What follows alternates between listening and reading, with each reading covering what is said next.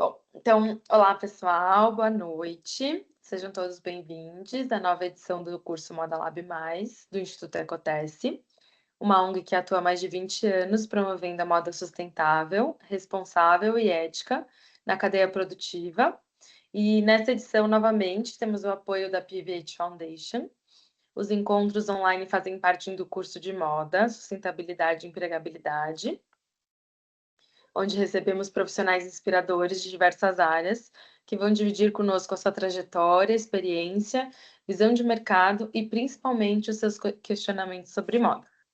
E hoje vamos receber o Jonas Lessa, ambientalista de criação e gestor ambiental, formado pela EAT USP em 2016, cofundador e CEO da empresa Retalhar e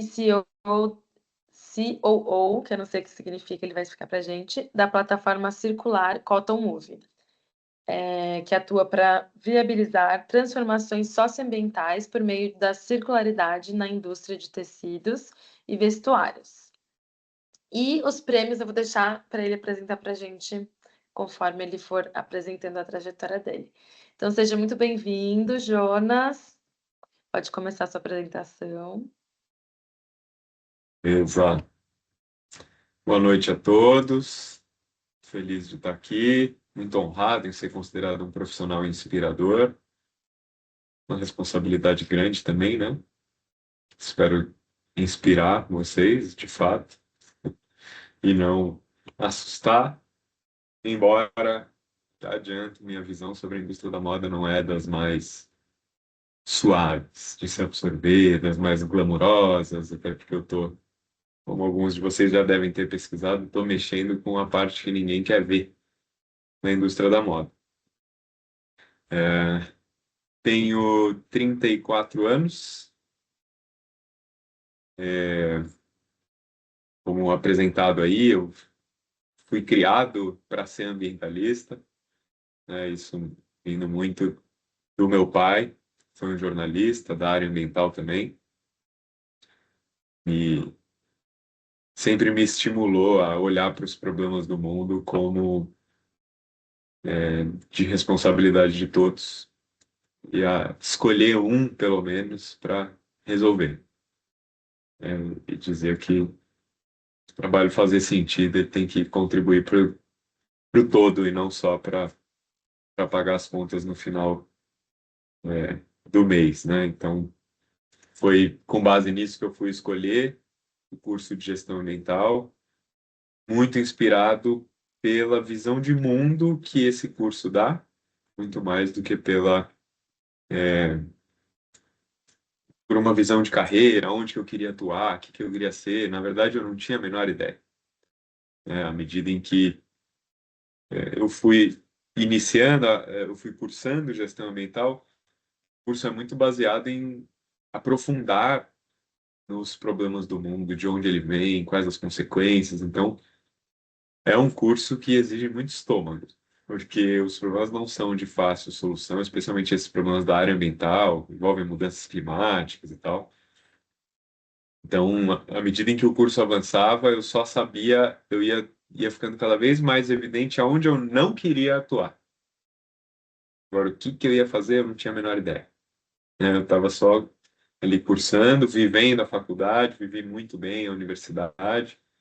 Eu tenho um envolvimento com baterias de escola de samba, de bloco de carnaval, tive muito envolvimento com bateria universitária, recomendo a todos. Essa coisa do trabalho coletivo, assim, mexe muito comigo. Não à toa fui diretor de bateria de escola de samba, tenho até hoje, sou mestre de bateria de um bloco de carnaval, que eu tenho 10 anos.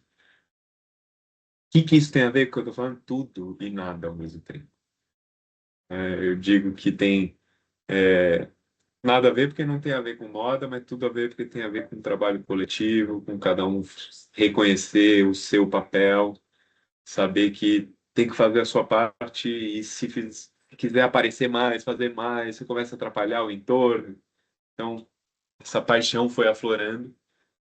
Fiz muito trabalho voluntário também, com a ONG Teto, que constrói moradias de emergência em comunidades com extrema pobreza. Então, esse lado social também pegou muito para mim.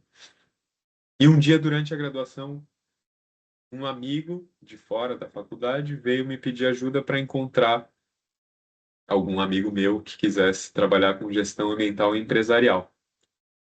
Passa o slide, por favor, Lincoln.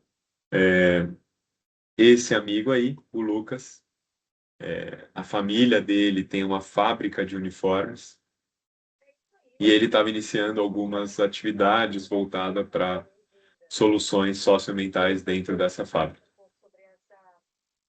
E E aí ele perguntou se eu tinha algum amigo querendo trabalhar com gestão ambiental empresarial. Eu falei para ele, cara, eu não tenho um amigo, mas você tem um amigo. E foi assim que eu me candidatei para essa experiência profissional. Não foi a minha primeira experiência de trabalho. Desde moleque eu dava aulas para crianças com dificuldade de aprendizagem, fui tutor, então sempre gostei de trabalhar, mas eu tinha essa enorme dúvida de carreira. E aí comecei a trabalhar nessa fábrica de uniformes.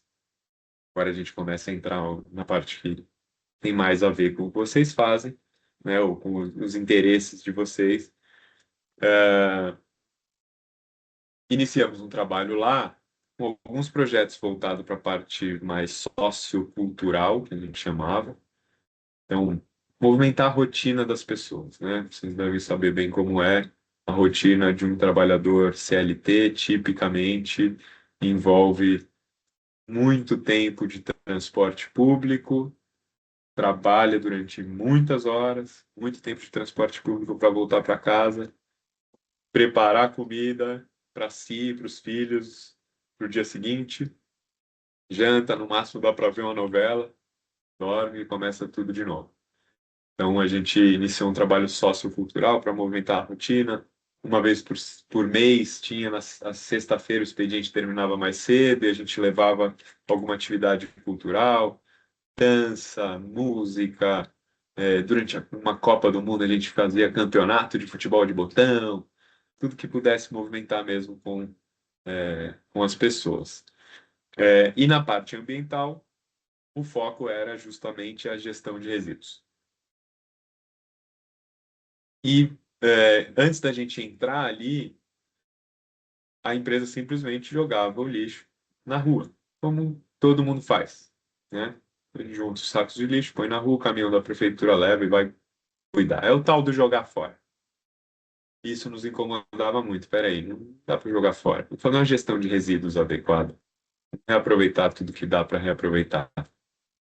E foi muito fácil de resolver isso com os resíduos convencionais. Papelão, plástico, metal, vidro. A gente simplesmente fez uma parceria com uma cooperativa de costura, de costura não, de reciclagem.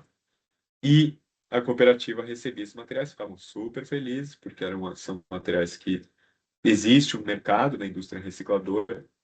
Então, elas geravam uma renda, a gente evitava que o material fosse para aterro sanitário e estava tudo resolvido.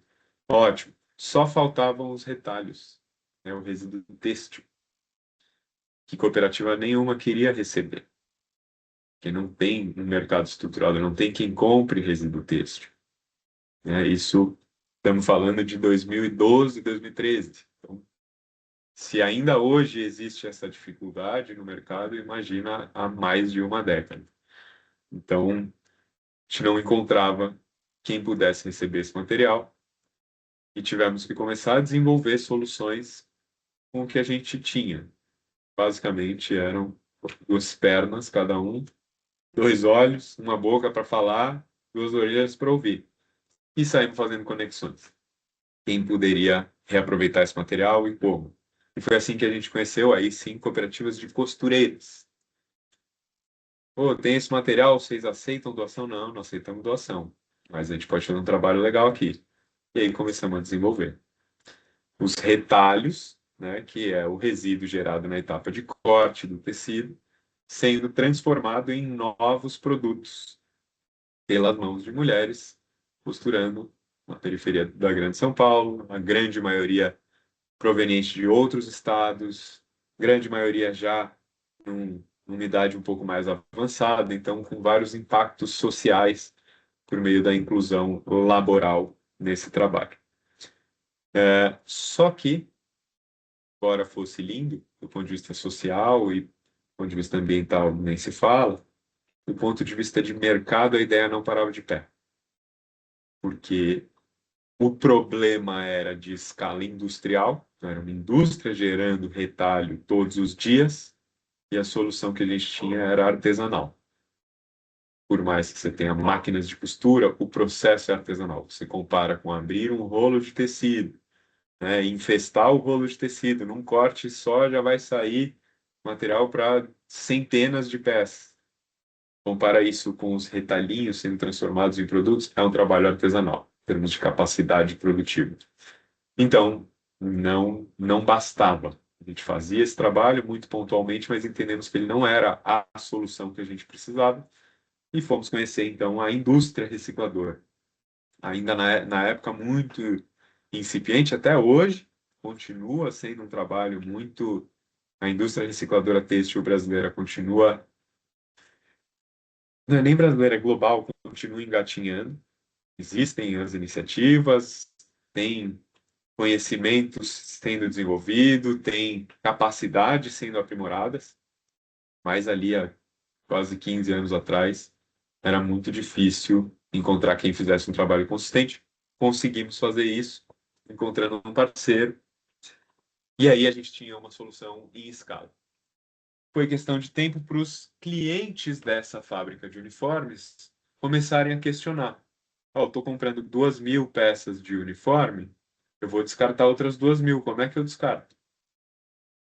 Ah, tem o pessoal da sustentabilidade aqui, eles fazem um projeto, vamos ver se eles conseguem conectar.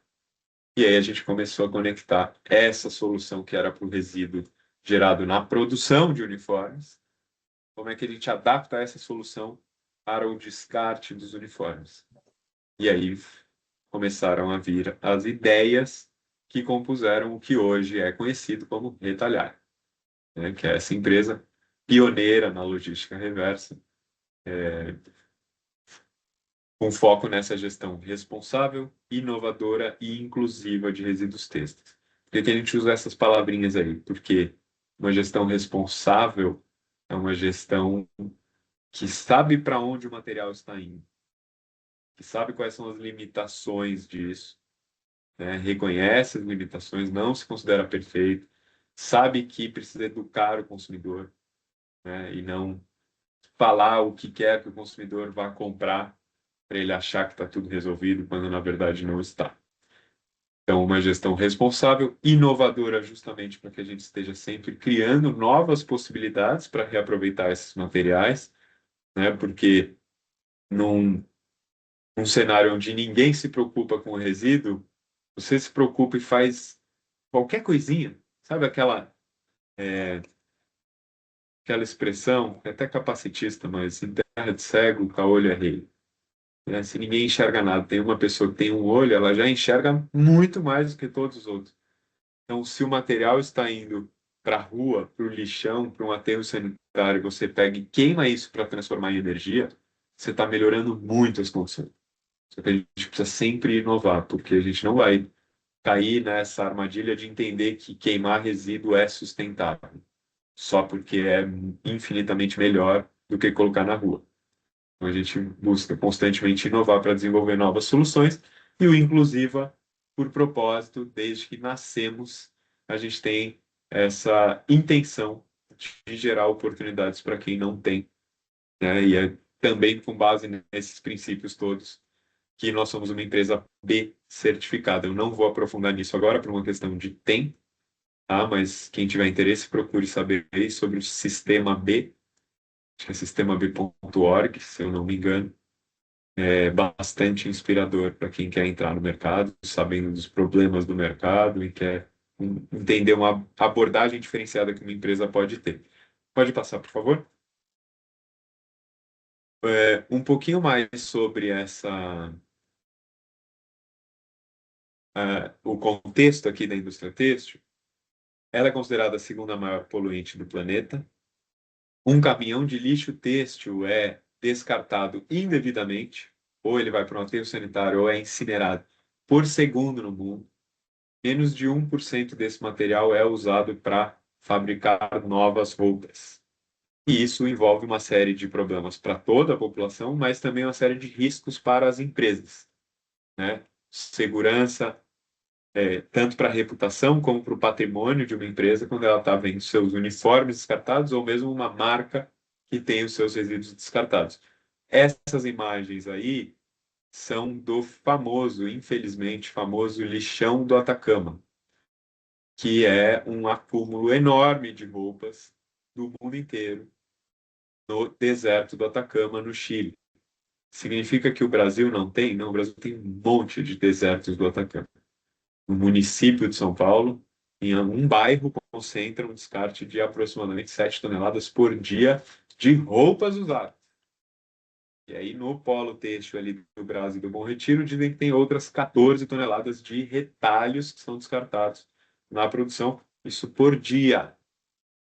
Então, o Brasil também tem um monte aqui, essas imagens são super impactantes, mas só para a gente não achar que o problema está sempre lá, né? Mesmo as pessoas mais engajadas na área ambiental, fala-se muito sobre os problemas da Amazônia e deve muito ser defendida, né? Eu tenho uma irmã super engajada nessa causa, mas o Rio Pinheiros, o Rio Tietê, isso aí já foi, né? Já era. A gente aceita que passou. Então, vamos olhar sempre para o que a gente tem dentro de casa, tanto como problema como solução, tá? Por favor, pode passar o slide, Lincoln. Um pouco mais de contexto, quero trazer uma visão aí, uma visão importante sobre como a gente enxerga esse mercado. O que a gente tem aí? A gente tem um sisteminha que é o sistema natural. Então, é um sistema fechado dentro dos limites da atmosfera do planeta Terra, tá? Mais um, Lincoln, por favor. Dentro do sistema natural, e não há, né, para além desses limites, a gente tem o subsistema que é o sistema social. A sociedade vivendo dentro dos limites do sistema natural. Beleza? E aí, mais uma, por favor. A gente tem o sistema econômico, que a gente foi ensinado a enxergar como um subsistema do sistema social.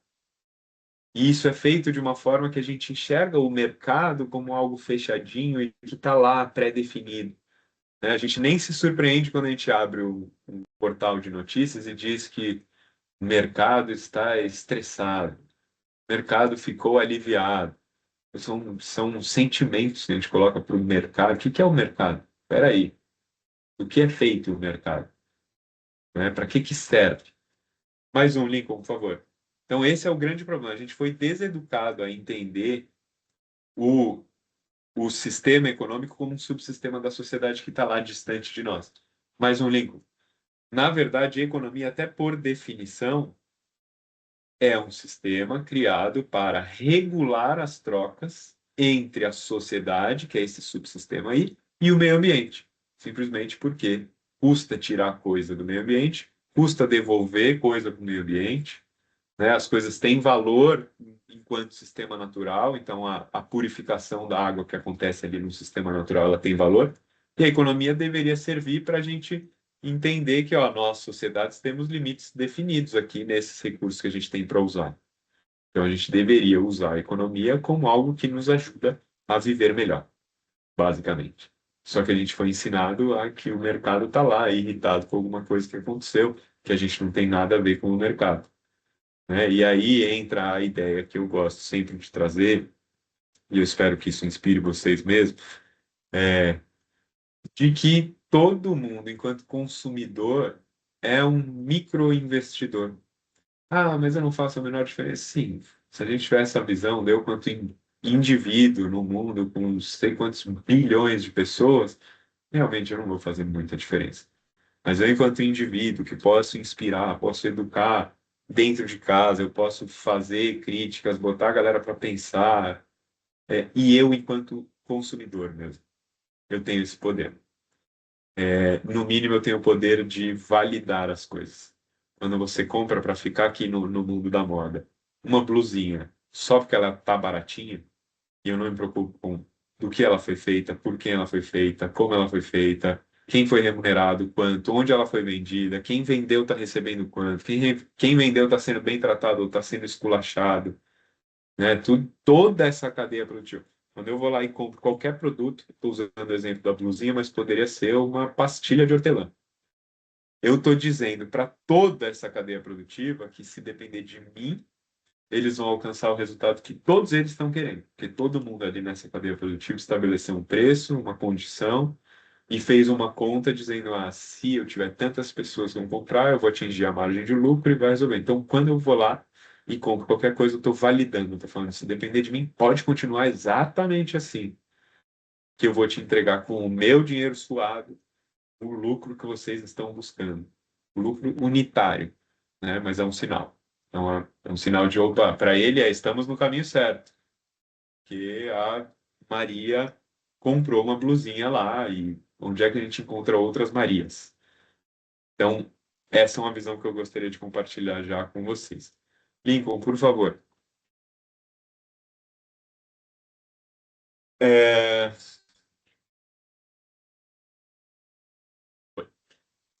Então, como que a Retalhar faz isso? Como que a Retalhar atua alinhada com essa visão de um mercado que precisa atuar em prol da sociedade e do meio ambiente?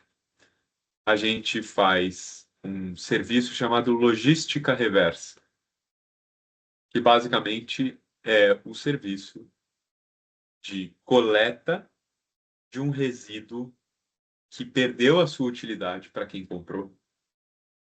Então, aqui a gente está falando de roupas. A logística reversa de roupas é recolher as roupas, tratar essas roupas para que elas possam ser essas roupas e os seus componentes para que eles possam ser reinseridos no setor produtivo. Idealmente, que volte a ser matéria-prima para a fabricação de novas roupas, que aí é a tal da economia circular. Existem várias outras iniciativas, a Retalhar faz muitas delas, que contribuem para reaproveitar o material, mas que não são sinônimo de economia circular. Tem muita gente sendo enganada por isso e pouca gente enganando muita gente com esse discurso de eu sou sustentável, eu sou circular e fazendo o consumidor acreditar que ele está resolvendo o problema, quando na verdade ele está só diminuindo o impacto dele sobre o problema que não vai mudar de natureza. E a gente faz isso com base na legislação. A lei brasileira, Política Nacional de Resíduos Sólidos, estabelece uma hierarquia para se tratar os resíduos. Então, você deve sempre tentar não gerar o resíduo, depois você reduz a quantidade que é gerada, depois você reutiliza aquilo que não deu para reduzir, você recicla o que não deu para reutilizar, aí você coprocessa, eu já vou falar sobre o coprocessamento, e você manda para o aterro sanitário que não pode ser coprocessado. No caso da Retalhar, a gente não manda nada para o aterro sanitário. Felizmente, esse nosso compromisso com a parte ambiental garante que todo o material todo o processo seja aterro zero. O que é esse coprocessamento? O coprocessamento é a queima do resíduo no forno da indústria de cimento. Então, é chamado aproveitamento energético. Eu não consigo, tem muitos materiais na indústria que hoje não é possível, pela mistura do material, pela forma como foi feito e tudo mais, não é possível se reciclar ou reaproveitar o material. Mas ele tem um poder calorífico que ele pode ser queimado no forno da indústria de cimento. Nisso ele polui muito menos do que o uso de um derivado de petróleo, que é o que a indústria de cimento costuma fazer. E a própria cinza desse processo, ela pode ser incorporada no próprio cimento enquanto material. Uau, incrível. Não, não é incrível, é só a, a solução menos pior que tem hoje para a indústria têxtil. Porque a indústria têxtil não olha para a não geração. Como regra, tá? Não estou dizendo que ninguém faça isso. Mas 1% está olhando para a não geração. Porque só é possível não gerar um resíduo na origem do problema. E a origem do problema, eu suponho, pelo que eu conheço da Ecotesse, que seja onde muitos de vocês querem atuar, é no design. Tem uma frase que eu amo, que diz que o lixo é um erro de design. O que tem por trás dessa frase? O design está aí para fazer produto, né? Ou tem o design de serviço, de experiência, etc. Mas o design é puramente criação. Antes da criação humana, independente de crenças aqui, no mundo natural não existe resíduo. Uma árvore, ela sabe que uma coisa é crescer, outra coisa é se desenvolver. Então ela vai crescer até o limite dela, uma hora ela para de crescer, e é só desenvolvimento, que é qualidade, não é quantidade. E chega um momento em que ela reconhece que já deu. Algumas árvores vão demorar 500 anos. Né? Deu o que ela tinha que dar, ela começa a abrir espaço para outros seres habitarem os buracos que vão se abrindo no tronco, na casca. Ela vai deixar cair as folhas que vão se decompor, e essa decomposição é alimentação para os fungos, e essa decomposição dos fungos vai alimentar o solo. O sistema já é circular, até chegar à figura do designer. Eu estou brincando aqui, né, porque talvez nem existia a profissão do designer quando tudo começou, né, quando esses problemas começaram, mas os produtos são pensados para aquele momento em que a pessoa vai comprar a blusinha. Depois, nem interessa, cada vez menos com o ultra fast fashion, com o fast fashion, não é nem pensar no uso. O produto é pensado para ficar bonito no provador da loja. Aí a pessoa comprou, pronto, pode começar a se desfazer o produto. Na hora que você sai da loja, o produto começa a se desfazer. Você chega em casa, olha que lindo que eu comprei, já começou a cair as lantejoulas, aquele monte de coisa que inviabiliza a reciclagem. Eu vou dar um exemplo aqui bem prático para vocês de como o design pode atrapalhar ou ajudar na reciclabilidade, na circularidade.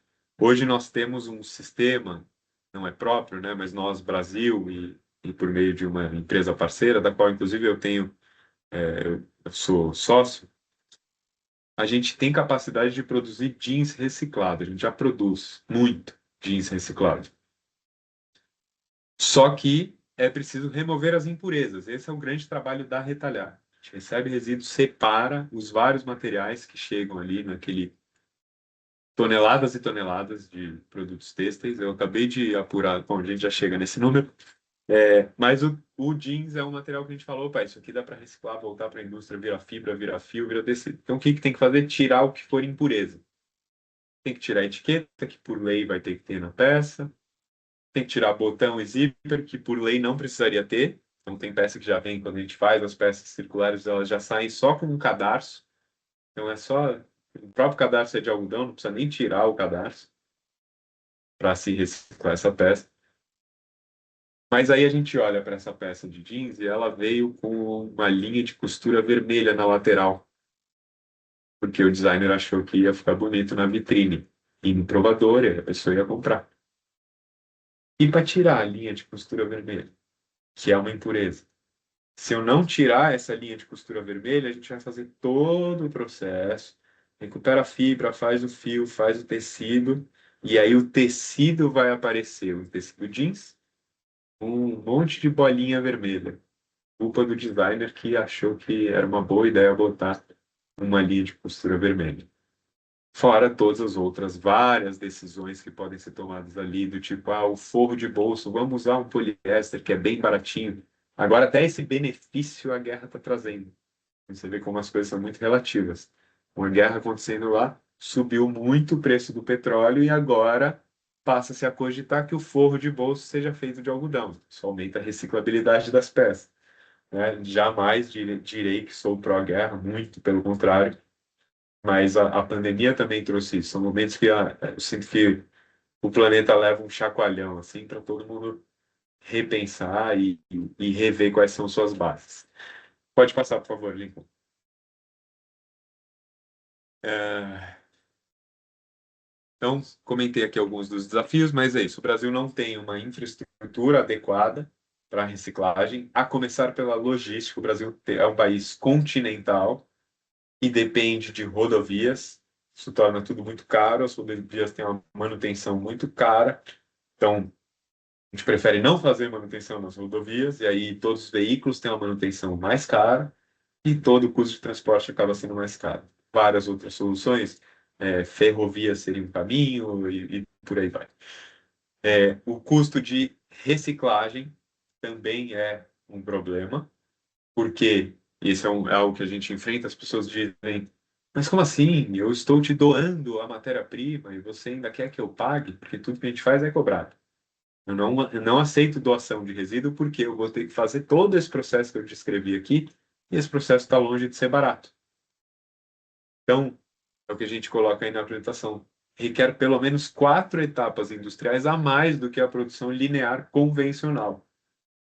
A produção linear, ela tem séculos de desenvolvimento de tecnologia para ela acontecer, e tudo acontecer em grande escala, e o importante é produzir e vender, né? Sem olhar para a circularidade. Quando a gente fala de circularidade, opa, precisa fechar o ciclo. Quem que vai cuidar para pegar esse resíduo, separar tudo isso que entra como roupa, mas que tem mais de 80 tipos de materiais, né? Criar isso, desmontar cada peça de roupa, desfibrar isso. Aí a fibra vem mais curta do que a fibra longa que o algodão precisa ter, e assim vai. Então, custa caro. Tem essa questão da triagem, tem essa complexidade técnica. São muitas etapas industriais, muitas máquinas envolvidas, máquinas caras e específicas. Não adianta achar que tem um cara que tem uma máquina que faz a desfibragem, né? Que é a refibragem, o cara que recupera a fibra do resíduo. Essa mesma máquina não vai se aplicar para tudo. Você pode botar tudo na mesma máquina, mas você vai ter uma fábrica de pó. Vai conseguir recuperar um tanto de fibra para colocar em produtos de baixo valor agregado, mas tem que ser máquinas modernas, específicas e que, via de regra, vão rodar numa velocidade menor para conseguir chegar em produtos de mesma qualidade que o produto linear. Então, esse é um baita desafio. Um mercado, um agente de mercado, não uma pessoa que está empreendendo e que se depara com isso e tem aquela visão de o mercado é isso, o mercado é aquilo, essa pessoa para na hora.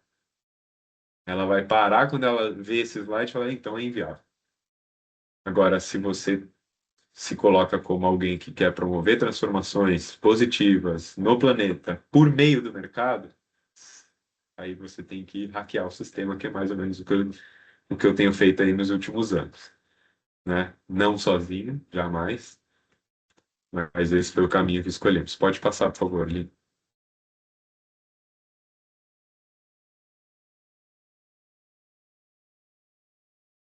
Bom, aí tem alguns exemplos de produtos, vamos passar um pouquinho mais rápido, pode passar, Lincoln. A gente faz os cobertores, que é um desses produtos de menor valor agregado, mas que muitas empresas gostam de produzir.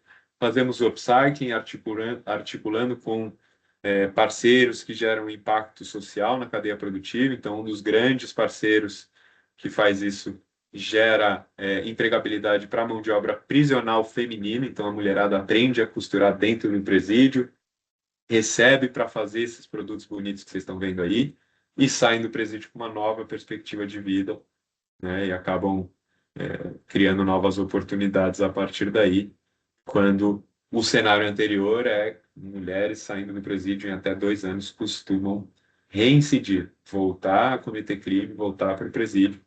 Esse é um projeto que nos ajuda a gerar esse impacto na ponta. Próximo, por favor. E aí temos aí sim a economia circular, né? Muito com base na plataforma circular da Cotton Move, que é essa empresa que eu comentei, que tem essa capacidade de produzir os tecidos reciclados, né? A plataforma circular é uma iniciativa robusta. Pode passar mais um, por favor? Tem um QR Code aí, quem quiser. Não, não tem aí, peraí, vai chegar o QR Code já já. Temos um aplicativo com mais de 900 pontos de entrega voluntária para descarte de roupas, gratuito para o consumidor, e com muito conteúdo voltado para a sustentabilidade e circularidade na indústria da moda. Essa fotinho aí é do nosso desfile de 10 anos, que foi no fim do ano passado, com essa provocação, 100 bilhões de peças de roupa produzidas por ano no mundo. Quem é que pensa no pós-consumo? Todo mundo pensando só em produzir, em vender, em brilhar na passarela, e a gente desfilou e encheu a passarela de resíduo têxtil, retalho, depois passamos varrendo a passarela, esse simbolismo aí de fazer um desfile mostrando esse impacto todo.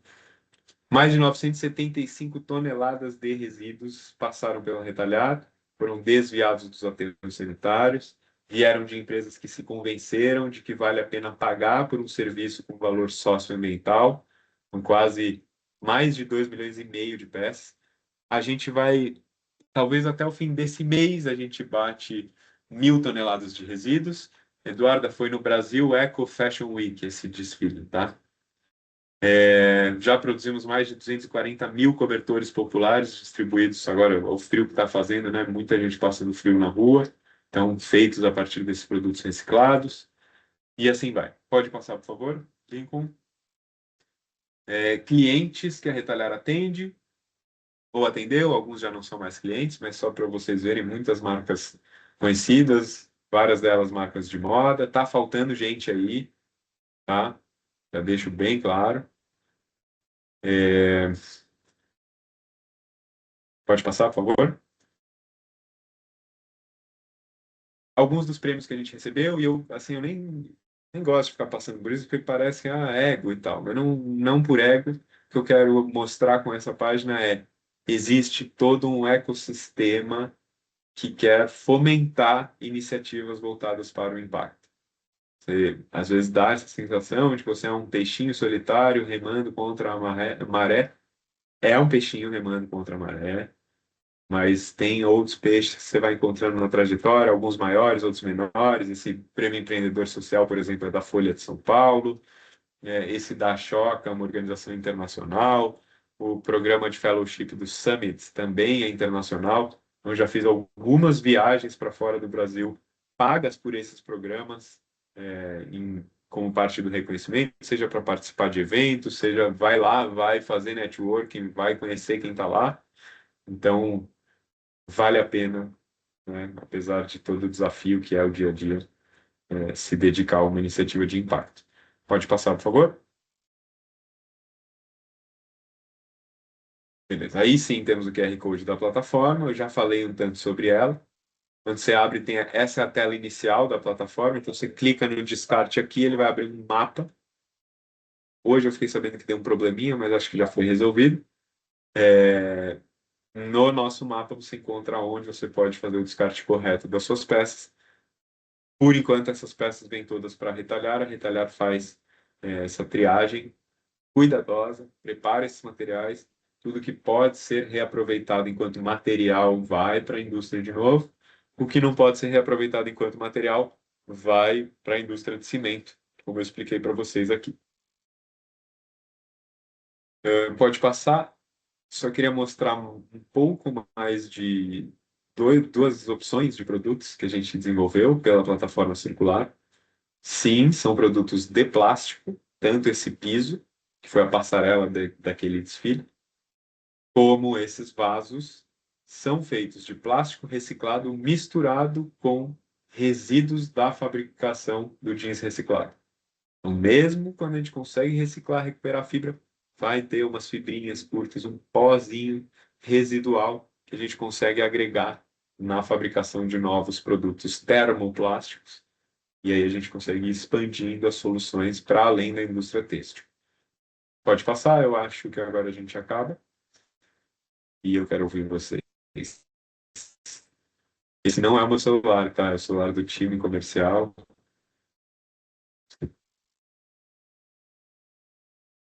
Perguntas, pessoal?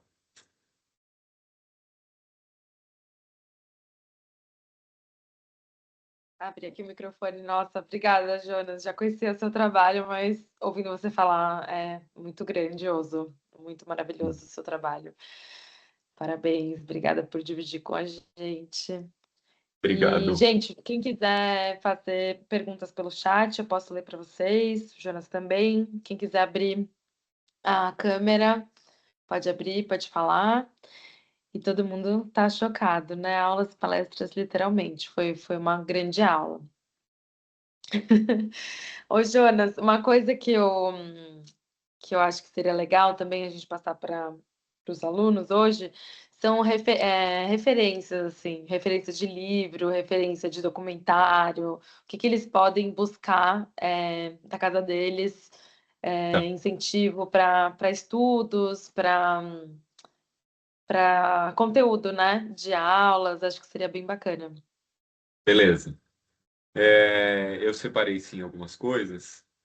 Eu tenho dois documentários que eu recomendo aqui. Um é um pouco mais antigo, se chama The True Cost, o verdadeiro custo. Tinha no Netflix, não sei hoje. Tinha assim há uns 10 anos atrás, faz tempo que eu não vejo, mas foi muito importante para mim quando eu estava começando a falar, cara, é aí que eu vou. E tem um mais recente que está até no Amazon Prime, não é porque eu participo, mas se chama Seu Estilo, Seu Impacto. Muito bom, muito bem feito, dinâmico, curto, acho que tem uns 30 minutos. É muito legal, com muita gente que está aí. Ele é recente, foi lançado faz 1 ou 2 anos, e com muita gente que está atuante na área hoje, gente de diversas áreas de atuação dentro do tema maior, que é a sustentabilidade na moda. Vou me corrigir, eu não acho que tem a sustentabilidade na moda, tem a insustentabilidade da moda. Eu trabalho com a insustentabilidade da moda para tentar diminuí-la. Então, esses dois diretamente ligados à parte dos impactos ambientais da moda. Tem um livro incrível chamado O Divergente Positivo. Divergente Positivo, que é muito legal. Ele não fala especificamente sobre moda, nada, mas fala muito bem, de uma forma muito didática, interessante, estimulante sobre a insustentabilidade do mundo e caminhos para você liderar nesse contexto. E, por fim, algo bem, bem, bem inspirador e curtinho, mas é um vídeo que tem no YouTube que se chama O Homem que Plantava Árvores.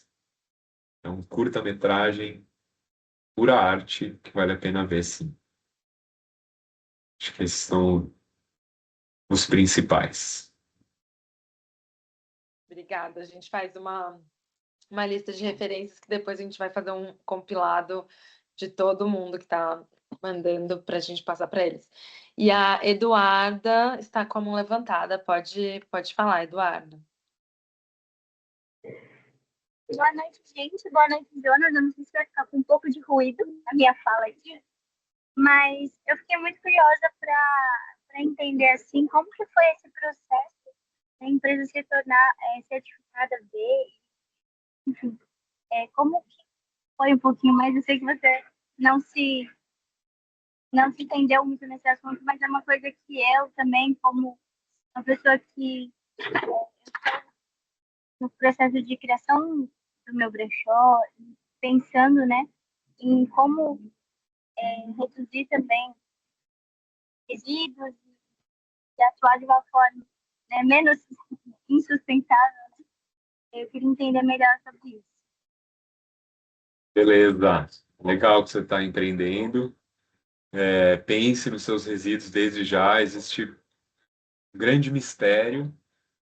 Eu não acho que é um mistério tão grande, mas assim, fica por baixo dos panos, literalmente.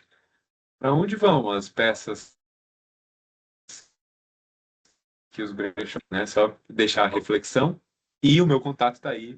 Procure retalhar para a gente falar dos resíduos desse brechó. Sobre o processo de obter a certificação, eu vou dividir a resposta em duas partes. A primeira é a parte mais inspiracional. Eu fiz gestão ambiental na USP, né? Não sei, acho que, bom, pela faixa etária, alguns ainda nem chegaram nessa etapa da vida, possivelmente, mas eu recomendo demais que façam o que tiver ao alcance para ingressar na universidade pública. Vale muito a pena. Tá? Eu sei que não é fácil, é um privilégio, mas é acessível. Cada vez mais é acessível, felizmente, e vale muito a pena. durante a minha graduação, olha só como é a vida. Uma das matérias que a gente fez era Princípios da Administração.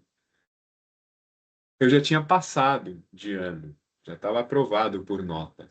Eu já tinha sido a prova, era a última aula do curso, do semestre, né, de ano que se fala. Não estava aprovado na disciplina. Só que eu já tinha estourado em faltas. Ou seja, eu estava no meu limite de falta. Se eu faltasse de novo, eu ia ter que fazer de novo no próximo ano, essa matéria. Então, eu tinha que ir naquela última aula do curso, que era depois da prova. E lá fui eu. E a brilhante professora Silmara, que depois foi minha orientadora no TCC, ela levou para essa última aula uma pessoa do Sistema B do Chile. Isso que eu estou contando foi em 2012 ou 13. O Sistema B no Brasil mesmo estava começandinho. Tanto é que teve que vir uma pessoa do Chile, com sotaque chileno e tal. E, e essa pessoa apresentou o Sistema B. E aquilo explodiu minha mente. Porque foi a primeira vez que alguém me falou: você pode gerar impacto socioambiental e fazer dinheiro. Porque até então, a crença que se tinha, e isso até hoje tem muita gente que acredita nisso, é ou você quer resolver problemas do mundo e você cria uma ONG e não vai ganhar dinheiro, ou você quer lucro, você quer dinheiro, você abre uma empresa e deixa para lá, para não usar outra palavra, as questões socioambientais. Então ali foi a grande inspiração. E a gente estava justamente nesse processo de ver o setor de sustentabilidade, que a gente chamava de setor de redução de impactos da fábrica de uniformes, ganhando corpo, e a gente falando, cara, acho que o problema é maior do que o que a gente vai conseguir resolver aqui dentro, a gente vai ter que dar vida própria para esse projeto. E foi nessa fase que eu assisti essa aula e falei, uau, então dá para ser uma empresa. E eu lembro que na mesma semana, acho que no dia seguinte a essa aula, eu abri o site do Sistema B e abri o questionário deles, que é aberto para qualquer um, a qualquer momento. Então, recomendo muito que faça isso, quem está pensando em empreender. Porque ali você tem um monte de questões, são 180 questões, de múltipla escolha, todas elas. Então, todas elas já te mostram, ó, sobre esse assunto, sua abordagem enquanto empresa pode ser essa ou essa. Então, isso mostrou, eu lembro, nossa, tô voltando nesse momento agora, eu lembro até das anotações que eu fiz. Cada uma das áreas, ideias de iniciativas, de práticas que se pode ter. Então, o sistema B ele vai olhar para a área ambiental, para relação com a comunidade, os trabalhadores, para a relação com os clientes, para a governança da empresa e, o mais importante, ela vai olhar para o propósito da empresa, a razão de ser. Porque uma coisa é você ser um negócio de impacto, ou seja, ser um negócio que nasceu para resolver problemas sociais e ambientais e conciliar isso com o dinheiro, porque estamos numa sociedade em que o amor não paga as contas, então precisa de dinheiro. E a diferença entre isso e uma iniciativa de responsabilidade social corporativa. Via de regra, uma iniciativa de responsabilidade social corporativa é um projeto de impacto financiado por uma empresa que geralmente tem um modelo de negócio altamente poluente, que só gera mais desigualdades. E com esse projeto de impacto, a empresa melhora a sua imagem, a sua reputação, para vender mais naquele modelo de negócio que só piora as questões socioambientais. Essa é a responsabilidade social corporativa. Um negócio de impacto, via de regra, cada unidade de dinheiro que entra no caixa da empresa, na outra ponta você tem impactos sociais e ou ambientais positivos sendo gerados. Então, como eu contei para vocês, quase 1.000 toneladas de resíduos que a Retalhar desviou dos aterros sanitários. Para cada quilo dessas 1.000 toneladas, alguém pagou. Sempre.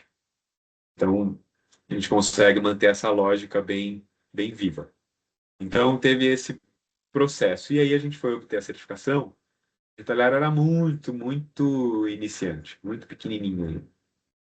O que Na parte financeira foi um desafio, porque a gente ainda não tinha um caixa tão robusto, né, para bancar, porque tem um custo você manter a certificação. Mas na parte prática da certificação em si foi mais fácil do que se a gente fosse uma empresa gigantesca. E agora, como é que a gente se torna bem? Antes da gente ter um CNPJ, antes da gente abrir a empresa, eu já tinha as ideias bem concretas anotadas no papel do que a gente poderia fazer. Então, foi um pouco dessa experiência. Eu vou trazer, já que você tocou nesse ponto, uma métrica que eu sou apaixonado do Sistema B é a razão salarial. Ele pergunta qual é a razão salarial da empresa, ou seja, se você dividir o maior salário da empresa pelo menor salário da empresa, quanto vai dar? E assim, eu não lembro de cabeça agora, vontade de já abrir aqui no pesquisar, mas se eu não me engano, a média global é de mais de 200 vezes. E você abre o sistema B ali, e tem na múltipla escolha pode ser de 1 a 5 vezes. Legal, legal, pode ser por aí. Não vou me comprometer, mas pô, dá para ser. Então, essa métrica eu sou apaixonado porque ela diz o quanto que essa empresa está. Quanto mais ela cresce, mais crescem as desigualdades, ou o contrário, quanto mais essa empresa cresce, pelo menos no ecossistema dela ali, ela vai ter menos desigualdade em relação à média global. Respondido? Incrível. Acho que sim. Respondido, obrigada, adorei. Ah, Melissa, pode fazer essa pergunta. Boa noite, Jonas. Boa noite, pessoal. Então, acho que a maioria das pessoas tem uma ideia de que produtos recicláveis são feios, e aí a gente viu uma variedade de coisas lindíssimas que vocês produzem. E eu queria saber, acho que você já falou um pouco, mas assim, a questão de o quanto de tecnologia é necessária para chegar nesses resultados. Em relação a maquinário, como que é a produção desse maquinário? O Brasil produz isso ou vocês têm que trazer de fora? Porque cada vez mais aprimorando nesses assuntos de ideias, não para solucionar o problema, porque é muito difícil, mas para tentar diminuir. Eu vejo que, como o produto é em grande escala, eu tenho me interessado também por essas tentativas de diminuir que são em grande escala. Então, a questão do maquinário mesmo, para mim, eu fiquei bem curiosa, assim. Melissa, ótima pergunta. Dá para a gente fazer mais meia hora de conversa só com essa pergunta. O meu terceiro sócio, né, além do Lucas, que é cofundador da Retalhada, a gente tem um terceiro sócio, que é o José Guilherme, que é o fundador da Cotton Move. Ele, ele sempre traz uma frase, né, o Brasil é um dos maiores produtores têxteis do mundo, né, o mundo produz 200 bilhões de peças de roupa por ano, o Brasil produz 9 bilhões de peças de roupas por ano. Quinto maior produtor de algodão no mundo. Você olha os números, cara, nossa, muito relevante. A frase dele é: o Brasil não fabrica uma agulha de costura. Que dirá máquinas. Estenda isso para todo e qualquer ferramenta que precise ser fabricada para a indústria operar. Então, o Brasil tem essa mega defasagem industrial. Dá para fazer tudo, dá, mas tem que importar tudo. Ou criar uma indústria de base, aí é uma coisa assim. Planos de governo, né? Não está muito ao nosso alcance. Ou tá também. Vale sonhar alto, porque um dia alguém foi ridicularizado porque teve a ideia. E se a gente chegasse na Lua? Eu gosto dessa história também. Né? Vamos parar para pensar. O primeiro cara que falou: se a gente fosse até lá, hein? Imagina a galera em volta. Você está louco? Você está louco? Teve que sonhar. Teve que ser ridicularizado para poder chegar. Então, respondendo, não, o Brasil não produz nada. Nada, nada, nada. Aí você falou dos produtos lindos. Eu mostrei ali produtos. Eu sou bastante crítico com o uso das palavras, né? Eu mostrei alguns produtos reciclados e recicláveis. E eu mostrei alguns produtos que tecnicamente não são nenhum dos dois, né? Os produtos de upcycling. O upcycling não é reciclagem. A reciclagem, o conceito acadêmico mesmo, pressupõe uma transformação no material. Você remodela uma calça para ela virar uma bolsa, você não reciclou, você reutilizou. A moda se apropriou e confundiu tudo, dizendo que isso é upcycling. Se você olhar para os conceitos acadêmicos de upcycling e downcycling fora do contexto da moda, é outra história. Mas na moda, não vamos ficar aqui no academicismo, upcycling é isso, você pegar um produto que já perdeu a utilidade e dar uma nova utilidade para ele, mas mantendo as características do material. Então, esse é o upcycling. Você vê ali aqueles produtos com faixa refletiva, aquele produto laranja que era feito de vestido das aeromoças da Gol. Ali é uma mente brilhante de uma designer e mãos artesanais trabalhando lindamente. Os produtos de jeans que a gente mostrou, esses sim são realmente reciclados. Porque a Retalhar fez esse processo de remover botões e né? Tecnologia que hoje a Retalhar tem um processo semi-automático. Tanto manual com apoio de máquinas, um processo que nós mesmos desenvolvemos. Existem tecnologias lá fora, mas ainda caras e pouco produtivas. A tendência, isso assim, as leis da teorias, tem lei de Moore, não vou nem entrar nessa, mas assim, tudo indica que todas as tecnologias, elas rapidamente caem de preço, porque tudo fica muito mais acessível, todo mundo aprende a usar muito rápido, porque junta várias das tecnologias que foram desenvolvidas no passado recente. Então, existe, por exemplo, uma máquina que remove zíper, botão, né? Mas ela erra muito, ela ainda é devagar e ela é muito cara. Então, ainda não se justifica muito fazer isso. Depois dessa etapa, tirou todas as impurezas, tem a refibragem, que vai recuperar a fibra que está ali naquele tecido. Depois que a fibra foi recuperada, essa fibra é agregada para fazer um fio. Esse fio vai depois para virar tecido. Ainda hoje no Brasil, não passa de 40% de fibras recicladas num produto feito com tecido reciclado. Uma questão de limitações, um tanto de tecnologia, assim, é tanta variável. Até a quantidade, a concentração de cândida que você coloca na máquina na hora que você está lavando a sua roupa vai influenciar a reciclabilidade do produto depois. Se você deixa ele secando no sol e a etiqueta está dizendo que é para secar na sombra, vai afetar a reciclabilidade do produto. É muita variável que vai interferir nisso. Tá? Então, não sei se eu consegui te responder, mas aprofundei um tanto nos pontos que você quis olhar com mais atenção.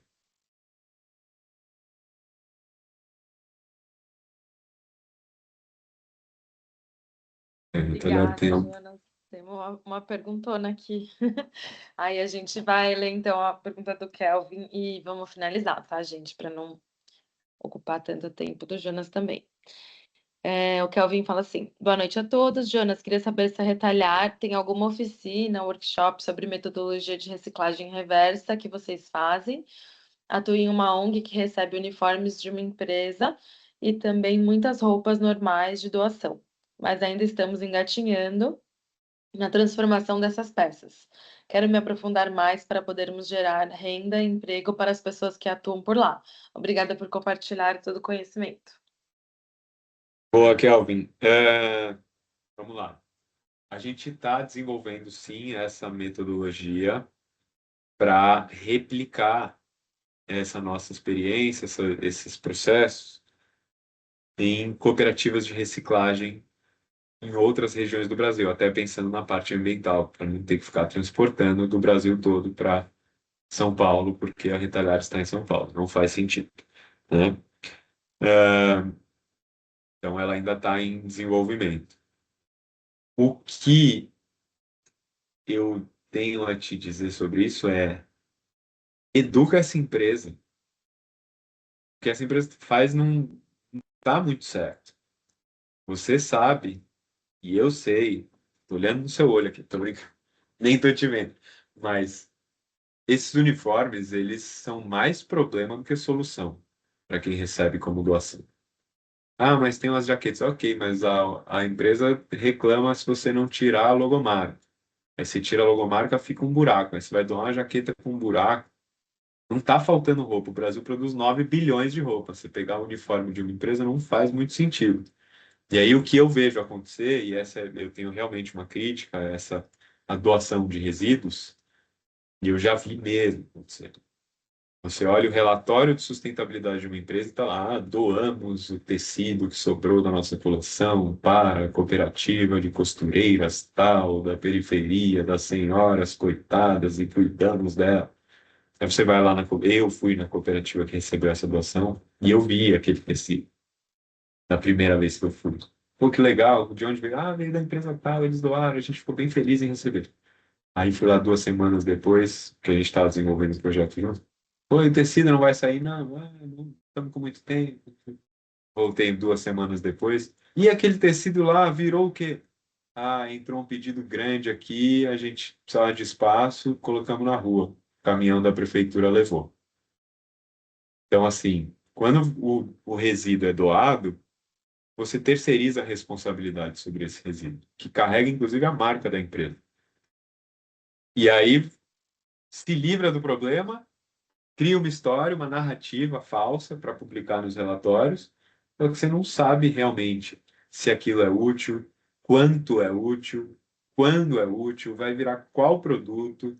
Essa cooperativa vai saber precificar esse produto ou ela vai botar um preço qualquer e ela está pagando para trabalhar? Ela vai ter aonde vender esse produto? Ela tem capacidade de armazenar a quantidade de produto que vai poder ser feita com isso? E assim vai, uma série de questões. Então, as empresas devem, né, se responsabilizar por isso e não só encontrar uma ONG. Entendo e tenho certeza que precisam acontecer os bazares das ONGs, né, que recebem essas doações. Como eu comentei com a amiga que vai fazer o brechó, essas sobras contem com a Retalhar para a gente, né, isso custa, mas um valor acessível, né, que tem que estar no modelo dessa operação. Mas não faz sentido receber doação de uniforme. Tem 9 bilhões de peças por ano sendo produzidas no Brasil. Tem muita gente descartando muita roupa que não tem esse aspecto da logomarca e que não tem uma grande empresa que é responsável. Grande ou pequena, qualquer que seja, né? Então, indica retalhar para eles, trabalha com essas roupas de doação e o que eu posso te dizer sobre isso é assim: acompanha a Retalhar, porque eu não consigo acelerar muito o desenvolvimento dessa metodologia, porque está dentro de um projeto enorme da lei de incentivo à reciclagem que a gente está fazendo justamente para criar esses hubs de logística reversa espalhados pelo país. Quando começar o projeto da lei de incentivo, a gente vai conseguir replicar ainda mais essa metodologia.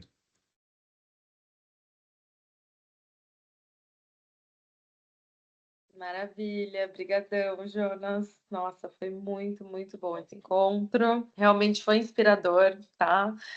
Fica tranquilo que foi maravilhoso, todo mundo adorou. Ótimo.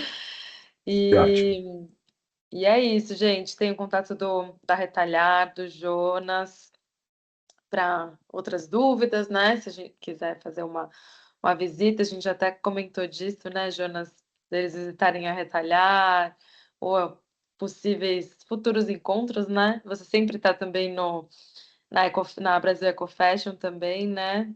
Pode Sim. acompanhar, tem várias falas também que você coloca nas suas redes também. E é isso, gente. Boa noite a todos, muito obrigada pelo encontro. Vamos tirar fotinho. Ah, é,